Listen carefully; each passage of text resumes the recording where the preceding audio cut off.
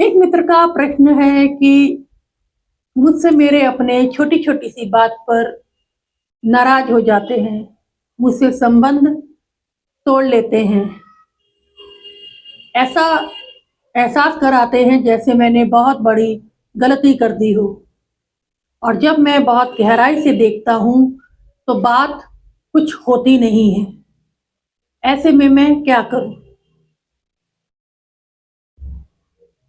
मैंने स्वयं अपने जीवन में भी देखा है, छोटी-छोटी सी बातों पर हम दूसरों से ऐसे नाराज़ होते हैं, जैसे पता नहीं सामने वाले ने क्या कर दिया हो।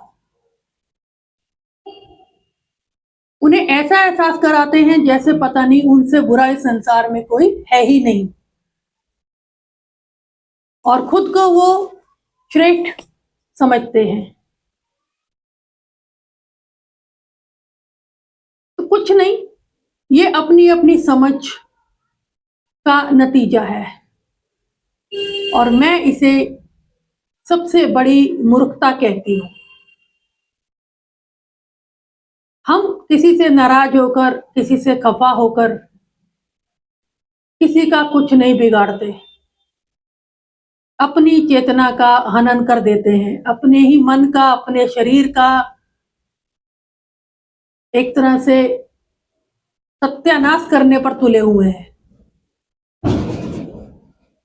जिस व्यक्ति ने जो कहा, वो उस समय की सिचुएशन पर कहा और वो दिन गए, वो समय गया, वो बात गई, लेकिन हम वो बात पकड़कर बैठे रहते हैं आजीवन।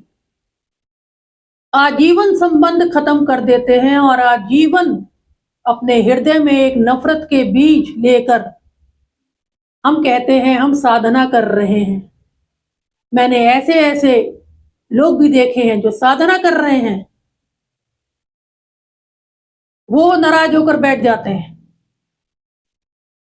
तो कहीं न कहीं ये मूर्खता का प्रमाण है।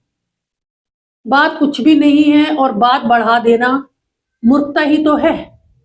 तो मैं आपसे यही कहना चाहूँगी कि आप ऐसे संबंधों को छोड़ दें, ऐसे लोगों को छोड़ दें, उनकी परवाह करना छोड़ दें। आपके जीवन के लिए यही ठीक रहेगा और आप अपना मन, अपनी साधना, अपने काम में लगाएँ।